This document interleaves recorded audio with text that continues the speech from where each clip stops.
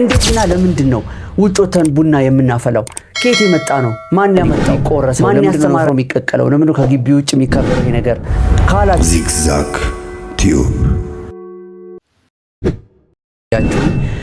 እንኳን ለእናታችን ለቅድስት ልደታ ለማርያም ዓመታዊ የንግስ በዓል በሰላም አደረሳችሁ። የቅድስትና ዳልቻ በግ ቀንዱ እንዲሆነ ግንባሩ ላይ እንዴት እንደነ ቀለም ያለው እየተባለ ተመርጦ የሚታረደው ስለምንድን ነው? እንደ መፍትሄ ማስቀምጠው ወይ ደግሞ በዛ ቀን ምን ማድረግ አለብን ይላሉ ልጆች። ግን በተለይ በእንደዚህ አይነት ቀናት ልጆቻችሁን እባካችሁ ጠብቁ። ሰላም ሰላም፣ በአገር ውስጥም በውጭም ያላችሁ ውድ የዚግዛግ ቲዩብ ቤተሰቦች እንደምን ቆያችሁ? እንኳን ለእናታችን ለቅድስት ልደታ ለማርያም ዓመታዊ የንግስ በዓል በሰላም አደረሳችሁ። የቅድስትና የቅዱስ ኢያቄም በረከታቸው ይደርብን። እመቤታችን ቅድስት ድንግል ማርያም ልደታችን ነው። እንግዲህ ውድ ቤተሰቦቼ እስከ መጨረሻው አዳምጡ፣ ትማሩበታላችሁ፣ ታተርፉበታላችሁ። ለሌሎችም ሼር አድርጉላቸው። ወደ ዋናው ይዤላችሁ ወደ መጣሁት ጉዳይ ስገባ ግንቦት ልደታን በመናስብበት ጊዜ በብዙዎቻችን አእምሮ ላይ የሚመጣው ምንድነው? እስቲ ኮሜንት ላይ ጻፉልኝ፣ አሳውቁኝ። ብዙ ጊዜ ግንቦት ልደታ ደግሞ ግንቦት 1 በሚባልበት ጊዜ በግንቦት ልደታ ሽፋን የሚደረግ አንዳንድ ባዕድ አምልኮዎች አሉና ይሄ ነገር ከየት ነው የመጣው?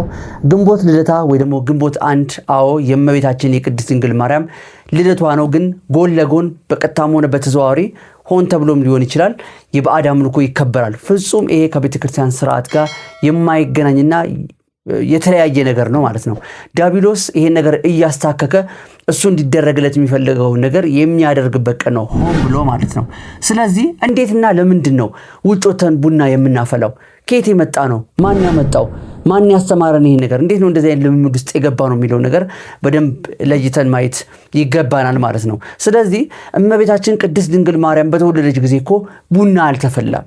ይሄን ነገር በትክክል አጥርተን ማየት ይገባናል ማለት ነው። ስለዚህ ቡና የሚያስፈላው ማን ነው? ቡና የሚወደው ማን ነው?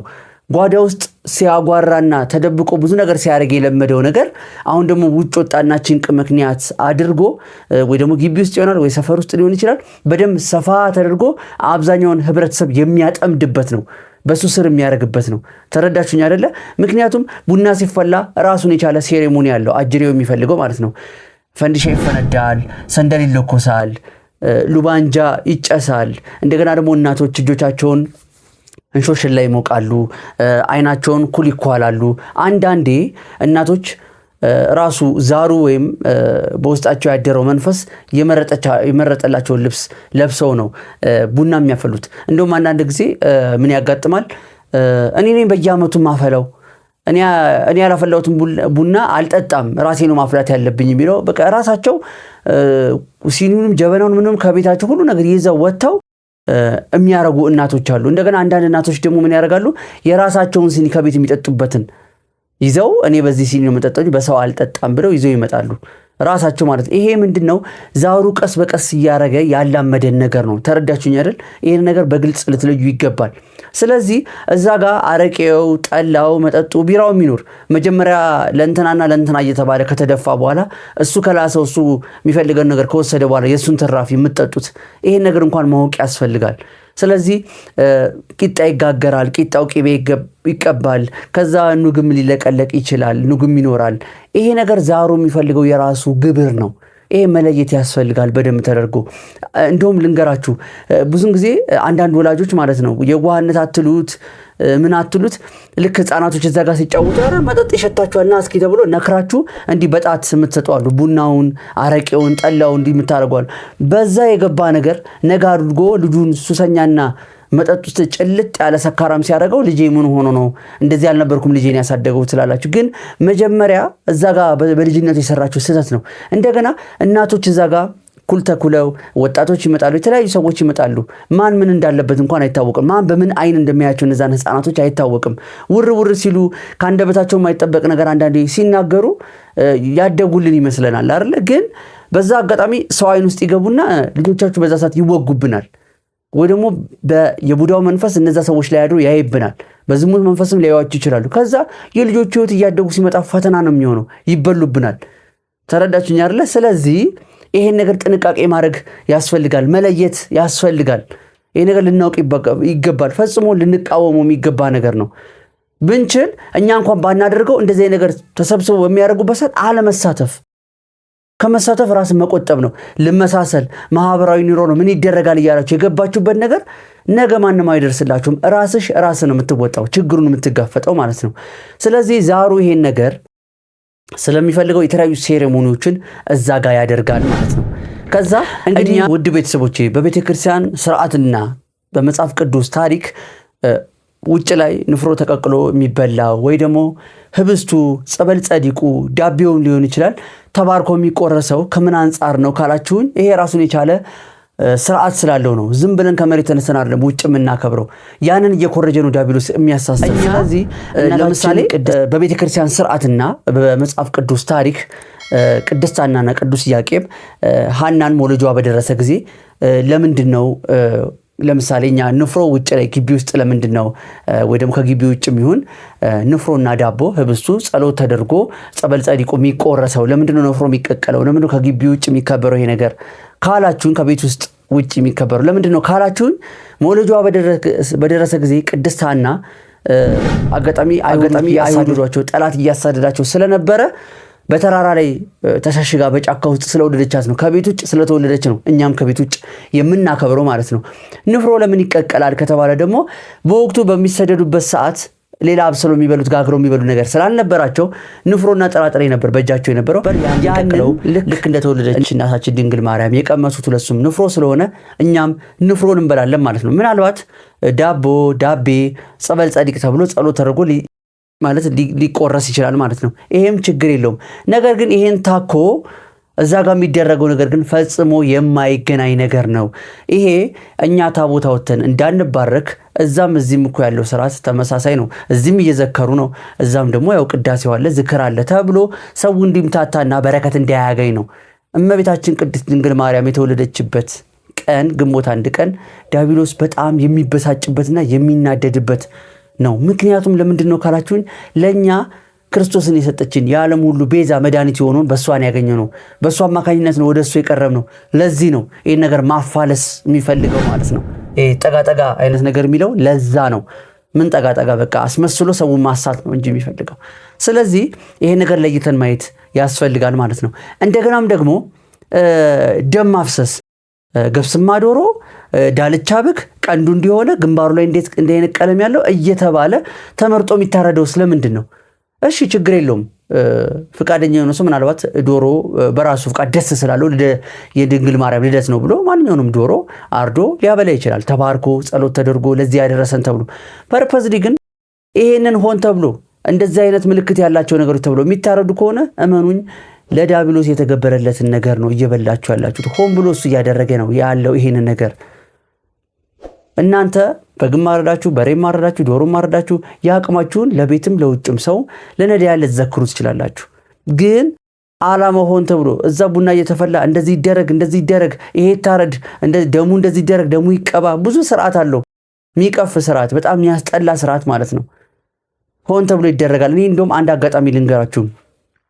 አንዲት ጓደኛችን ነች። ምናልባት በተለይ ዲያብሎስ በጣም ትኩረት የሚያደርግባቸው ቀናቶች አሉ። ሁሉም ላይ እሱ ያው ተገዳድሮ ጎን ለጎን እያምታታ እየኮረጀ መሄድ ይፈልጋል። ግን በተለይ ግንቦት ልደታና ሰኔ ሚካኤልን በጣም አጥብቆ ይበቃል የሚጠላውና የሚፈራው ቀን ነው። ምክንያቱም እንዳልኳችሁ ድንግል ማርያም የተወለደችበት ቀን ነው። እንደገናም ደግሞ ተዋግቶ የጣለው የቅዱስ ሚካኤል ቀን ነው፣ ያዋረደው ነው። ለዛ ነው እነዚህን ቀናቶች ባለዛሮች ባለውቃቢዎችና እነዚህ ዛራንጋሾች በጣም እያምታቱ ስለ አድኖን እያረጉ ሰው እንዲምታታ እዛም እዚህም አለ እንዴት እዚህ ካለማ ችግር የለም ብሎ እንዲል ያረጋሉና ምንድነው ልጅቷ ከነዚህ ቀናቶች በአንዱ ነው መሰለኝ ጓደኛዋ ቤት ትሄዳለች። አጋጣሚ የውጭ በር ገርበብ ብሎ ታገኘዋለች። ስትጣራ የሚሰማት የለም። ቀጥ ብላ ትገባለችና ልክ ስትገባ ምንድነው ዶሮ ታርዶ ኮሪደር ላይ ወይ ደግሞ እንዲሁ በረንዳ ላይ ማለት ይቻላል ታርዶ አንገቱ ተበጥሶ ዝም ብሎ በራሱ የተንደፋደፈ ቤቱ ሁሉ ደም በደም ሆኗል፣ ግድግዳው ማለት ነው። እንዴ ይሄ ነገር ምንድነው ብላ እንደምንም ብላ ጠጋ ሰው የለም እንዴ ምን እየተደረገ ነው ብላ ጠጋ ስትል የጓደኛዋ እናት በጣም ቡናው ላይ ሴሬሞኒ ያርገው ቁጭ ብለዋል። አባትየው ደግሞ በትንሽ ማስታጠቢያ ያርገው ያ ልክ እንደታረደ የነበረውን ደም ቀርተው ቤቱን ይረጫሉ ማለት ነው። ለማንንም አልተናገረችም። ቀጥታ በዛ ገርበብ ባለው በር እየሮጠች ራሷን አታውቅም ስትነግረኝ ማለት ነውና በየቤቱ እንደዚህ አይነት ጉድ አለ። ያ ጉድ ነው ወደ ውጭ ወጥቶ ዛሬ አድባር አንቻዬ አንድ ገንፎ ለብቼ እየተባለ ሰምቼ ስለማቅ ነው እንደዚህ ይደረጋልና እንግዲህ አስቡት ቤት ውስጥ የነበረው ጓዳ ውስጥ ተደብቆ የነበረው ነገር ይሄን ቀን ምክንያት አድርጎ ውጭ ወጥቶ ደግሞ የራሱን ነገር አስውቶ ሰዎችን በዛ ሰዓት መሳብና መሰብሰብ የሚፈልገውና እባካችሁ ትኩረት አድርጉ። እንደገና ደግሞ ይሄ ጭፈራ የሚወደው የሙጬ ዘሪጋ መንፈስ ይባላል። ይሄ ጭፈራ የሚወደው የሙጬ ዘሪጋ መንፈስ ምን ያደርጋል? በቃ ሁካታ፣ ጭፈራ፣ ፌሽታ፣ ዳንኪራ ነገር ይወዳል። በረሃኛው ቃለው ከሚባለው መንፈስ ጋር አንድ ላይ በመሆን እዛ ጋር በደንብ ነው የሚሰሩት። ተክለቁመናሽ ዳለሽ ጭንሽ የሚል ዘፈን ተከፍቶ እየተጨፈረ በእመቤታችን ልደት ቀን ዝሙት ቀስቃሽ የሆኑ ዘፈኖች የተከፈቱ የእንግሊዘኛም ይሁን የምንም ቢሆን ተክለ ሰውነትን የሚያሞግስ ለሴቷም ለወንዱም በዛ መጠጥ ምክንያት ተሳክረው በዝሙት ረክሰው እንዲያድሩ የሚያደርግ መንፈስ መጨረሻው ይሄ ነው። ምንድነው ከዘፈኑ ጋር የሚያገናኘው ነገር? አንዳንድ ወጣቶች ደግሞ አሉ በጣም ለነሱ ዘመናዊነት ነው። እኔ ሰፈር ውስጥና ቤት ውስጥ የሚደረገው እኔን ኮተት አልፈልግም ብሎ በጣም አውቀዋል። ክለብ ሄዶ ኦቨር ይወጣል። አዘምኑት፣ አጅሬው አዘምኑት፣ ክለብ ሄዶ ኦቨር ይወጣል። ከዛ እዛ የሚመጣው ሰው ሁሉ እንግዲህ ምን አይነት ሰው እንደሆነ ታውቃላችሁ።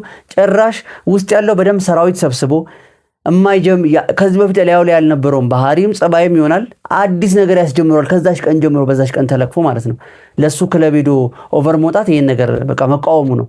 ግን ያው እንግዲህ ወደ ተሻለው ቦታ ደግሞ ወደ ዘመነው ደግሞ መሄድ ነው። ከዛ በኋላ ደግሞ ያው በአመት ግብሩን ያገኛል በዚህ መልኩ ማለት ነው። ዓላማው ለምንድን ነው ይሄንን ትኩረት ያደረገው? ዘፈን የማን ነው ሲጀመር? ሚውዚክ ስሙ የምንድን ነው? የጣዖት ስም እኮ ነው።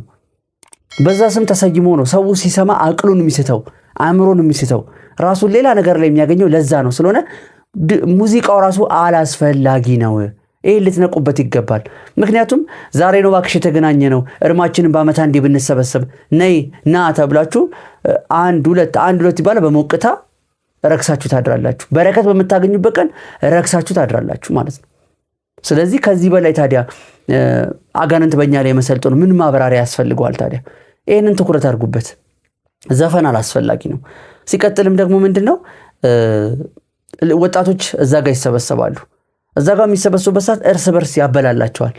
በቡዳ መንፈስ፣ በዝሙት መንፈስ በእለቱ እንኳን ባያረጉት ከዛ በኋላ ፍቅር መስሏቸው ሳይፈልጉ ውስጣቸው ያለ መንፈስ ተናቦና በመልክት ይግባባሉ ነው አይደል? መናፍስት የሚባሉ ልክ እንደዛ እነሱ የተፈላለጉ መስሏቸው በዛ ነገር ይወስዳቸዋል። በዝሙት እንዲወድቁ በቃ ለቁም ነገር የማይበቃ ሪሌሽን እንዲገናኙ ግንኙነት እንዲያደርጉ ያደርጋቸውና መጨረሻቸው ያምሩ።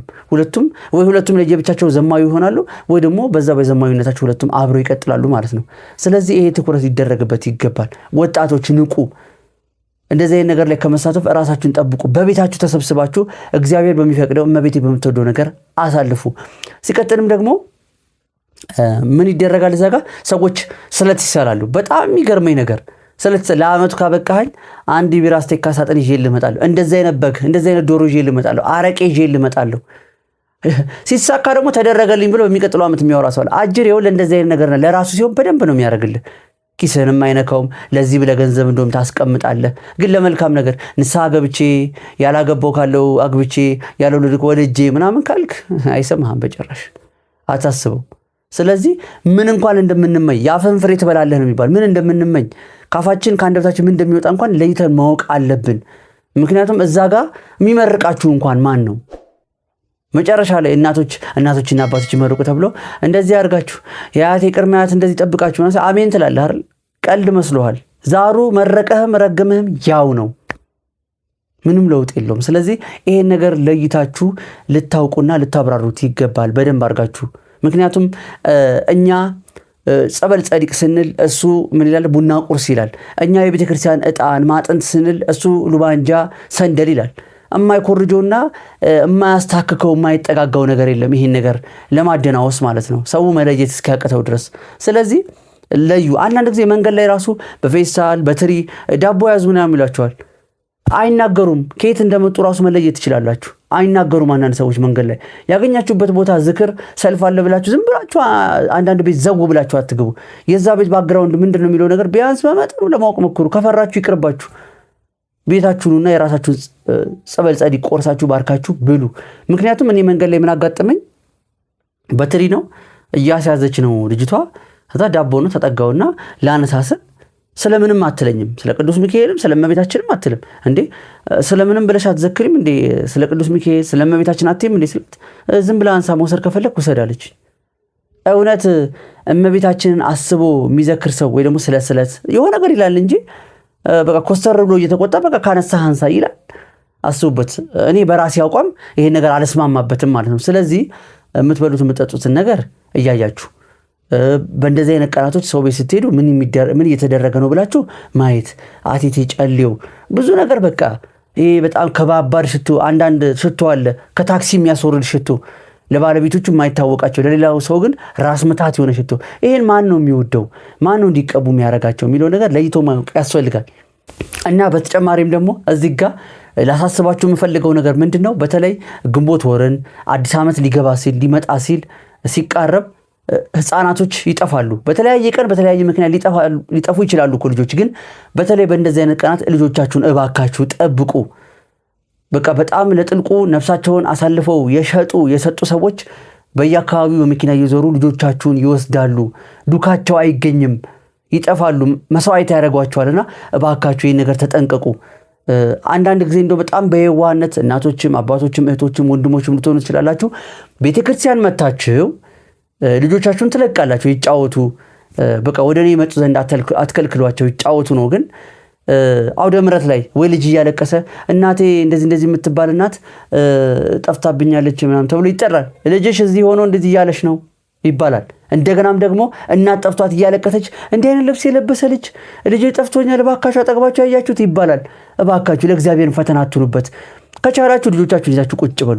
ካልሆነ አብራችኋቸውን ተንቀሳቀሱ። ካልሆነ ደግሞ በቅርብ ርቀት ተከታተሏቸው። እግዚአብሔር ደጅን የመጣሁት ብላችሁ ልጆቻችሁን ለቃችሁ ቤተክርስቲያን የሚመጣው ሰው ሁላ እኮ ጤነኛ አይደለም፣ ዓላማው አንድ አይደለምና እባካችሁ ይለዩ። ልጆቻችሁ ቢጠፉ ምን ልታረጉ ነው? እንደውም አጋጣሚ በዚህ በልጅ መጥፋት ጉዳይ ማለት ነው የስግደት ቀን የመጨረሻው አርብ ቀን ማለት ነው እኔ የነበርኩበት ቤተክርስቲያን ልጁ የተገኘው የት ነው? የ15 ብር ታክሲ ርቆ ነው። እሱም ሰዎች ናቸው ከዛ መልሰው የነበርንበት ቤተክርስቲያን ያመጡትና በአውደ ምሕረት ላይ የተነገረው። አሁን እናትየው ልትሰግድ ትችላለች፣ ልጅ አይሰግድም፣ ያው ወደዚህ ይላል። ግን በቅርብ ርቀት መከታተል ያስፈልጋል። ወይ ደግሞ ቤት የሚይዝላችሁ ካሉ ለዛ ሰው መስጠት ያስፈልጋል። የማይዝላችሁ ካሉ ደግሞ ለመጠበቅ ከእግዚአብሔር ጋር ሞክሩ። ካልሆነ ልጄን ቤተክርስቲያን መጥቶ አጣሁት ብላችሁ ነገ በዚህ አይነት ነገር ተማራችሁ ከደጁ ልትቀሩ ነው። ስለዚህ እባካችሁ ጥንቃቄ አድርጉ ማለት እፈልጋለሁ። እንግዲህ ውድ ቤተሰቦቼ ይህንን ባዕድ አምልኮ ተቃውማችሁ ስርዓቱ ልክ አይደለም ብላችሁ የቤተክርስቲያን ስርዓትን አውቃችሁ ደግሞ ከእንደዚህ አይነት ነገር መሸሽ አለባችሁ እንጂ ለመመሳሰል ማህበራዊ ኑሮ ነው ብላችሁ የገባችሁበት ነገር ነገ እናንተ ችግሩ ስትገቡ ግራ ስትጋቡ ፈተናው ሲመጣ ማንም አይደርስላችሁም። ስለዚህ ይህን ነገር በደንብ ትኩረት ልታረጉ ይገባል። ሲጀምርም እናንተ ልታስተውሉ የሚገቡት እንደዚህ አይነት ነገር ልተወስኩሳችሁ እንድትሄዱ ለእንደዚህ አይነት ነገር ገንዘብ አንጡ እናዋጣ እንኳን ሲባል አስራት በኩራት ማውጣት የከበደሽ እጃችሁን ቢሚላችሁ ለራሳችሁ መልካም ነገር ልታረጉ የጸሎት መዝገብ ልትገዛ ስትል ውድ ነው ሌላ ጊዜ ገዛለሁ የሚያስብላችሁ ለእንደዚህ ነገር መዋጮ ስትባል እጅን ትዘረጋለህ፣ እጅን ኪስ ትከታለህ። ለምን? ውስጥ ያለው ነው ለእንደዚህ ነገር ተሳታፊ እንድትሆን የሚጋብዝህ በልበል የሚልህ። ከዓመት አንዴ ነው የሚደረገው። ምን ጣጣ አለው እየተባለ ምን ጣጣ አለውና ችግር የለው የምትሉት ነገር ወደፊት በደንብ ጣጣና ችግር ያለው ነገር ነው ይዞባችሁ የሚመጣው። ስለዚህ ወጣቶች አስተውሉ። እናንተ ነቅታችሁ ቤተሰቦቻችሁ እንዲነቁ አድርጉ። ይህን ነገር አስተውሉት ማለት እፈልጋለሁኝ። እንደ መፍትሄ ማስቀምጠው ወይ ደግሞ በዛ ቀን ምን ማድረግ አለብን ብላችሁ ከጠየቃችሁኝ እኔ በራሴ የሚሰማኝ ለሰጣችሁ የምችለው ነገር ምንድነው? በዛ ቀን ብትችሉ ሙሉ ቀን ስራ የምትገቡ ከሆነ ኪዳን ገብታችሁ ከዛ በኋላ ቀን ሙሉ ስራ ላይ ውላችሁ ማታ ደግሞ መታችሁ የተቀቀለውን ንፍሮ የተባረከውን ጸበል ጸዲቅ ዳቦውን መብላትና የእመቤታችን ልደቷን ሻማን በማብራት ዝክርን በመዘከር ማሰብ ያስፈልጋል። ኪዳን መግባት ያልቻለ ሰው ቅዳሴውን ቢገባ ኪዳንና ቅዳሴውን ደግሞ መግባት የሚችል ሰው ደግሞ ያንን ቢያረግ ጸበል መጠመቅ ሲጀመር ጸሎት ማድረግ በዛ ቀን በደንብ ጸሎቷን አድርሶ ተባርኮ ለመዋል ያንን ማድረግ ያስፈልጋል። ሲቀጥልም ደግሞ የቻለ ሰው ደግሞ እግዚአብሔር የፈቀደለት ሰው ደግሞ ቅዱስ ቁርባን ተቀብሎ እውነትም እሷ እንደተወለደች ለሱም ደግሞ እንደ አዲስ ውልደት እንዲሆንለት የክርስቶስን ስጋና ደም ተቀብሎ ደሜን በደም አንጻው ብሎ የበላውን የጠጣውን ክቡር ደም ክቡር ስጋውን ከደሙ ከአጥንቱ ከነፍሱ ከስጋው እንዲያዋህድለት ዲያብሎስን ድል መንሻ እንዲሆንለት ተማጽኖ በዚህ መልኩ ተባርኮ መዋል ይቻላል። እንደገናም ደግሞ እንደዚህ ነገር ላይ አለመሳተፍ በቃ አልፈልግም አመሰግናለሁ ባትመጡ እናንተ እዛ እንኳን ባትሄዱ ይመጣላችኋል ያዙ ቤት ድረስ ምናምን በቃ አልፈልግም እዛው ስላልተሰተፈላችሁ ዛሩ ቤት የተደገሰው ድግስ በጎርጓዳ ሆኖ ሲመጣላችሁ እኔ ዛሬ ልኩም እንጂ ምግብ በላው ምን ችግር አለ ብትል እንትን ነው ማን ነው መረቁን ጠጣው እንጂ ስጋውን እንኳን አልበላውም ስለሆነ እኔኮ አልገደፍኩም እየጾምኩ ነው እንደማለት ነው የሚሆንባችሁ። ስለዚህ ይሄን ነገርም በቃ ብሎክ ካረጋችሁ ሁሉ ነገር ማቆም ነው። ተረዳችሁኝ አይደል? ይሄን ነገር ማቆም ያስፈልጋል። ቤት ውስጥ የሚደረግም ነገር ከሆነ ደግሞ ቀስ ብላችሁ ለማስተማር መሞከር፣ በእለት ሂደት ደግሞ ይሄ ነገር እንዲያቆሙና ልዩነቱ እንዲገባቸው። አንዳንዶቹ የግንዛቤ ችግር ነው። አንዳንዶቹ ሆን ብሎ ያደርጋሉ። አንዳንዶቹ የግንዛቤ ባለማወቅ ነው። ከአያት ከቅድሚያ ሲደረግ ስለመጣ ብቻ ያንን ተከትሎ ያደርጉታል እንጂ ምክንያቱም ምንድነው ብትሏቸው እንኳን ለምን ንፍሮ እንደሚበላ ለምን ዳቦ እንደሚቆረስ አያውቁትም። ግን አያት ከቅድሚያት ቡና ሲፈላ ምን ሲደረግ ደም ሲቀባ ቂቤ ሲቀባ ቂጣ ሲጋገር ያያሉ። ያን ነገር ያረጉታል። ነስ ሲወርድ ሲዋረድ ይደግሙታል። ይቀጥላል ማለት ቢያንስ ከዚህ በኋላ ያለው ትውልድ እንዲባረክ ይሄ ነገር በዚህ መቆም አለበት ብዬ አስባለሁኝ። እንግዲህ በስተመጨረሻም ውድ ቤተሰቦቼ ዲያብሎስ ይህንን ቀን አጥብቆ የሚጠላበትና በአዳም ልኮና የቤተክርስቲያኑን ስርዓት እያፋለሰ ጎን ለጎን ሰውን ግራ ለማጋባት ለምን መረጠው ካላችሁኝ ቅድም እንደነገርኳችሁ ድንግል ማርያም የተወለደችበት ቀን ነው። በእሷ መወለድ ደግሞ እኛ ወደ ክርስቶስ ቀርበናል፣ ክርስቶስን አግኝተናል፣ አማልዳናለች። ስለዚህ ይህን ቀን አጥብቆ ይጠለዋል።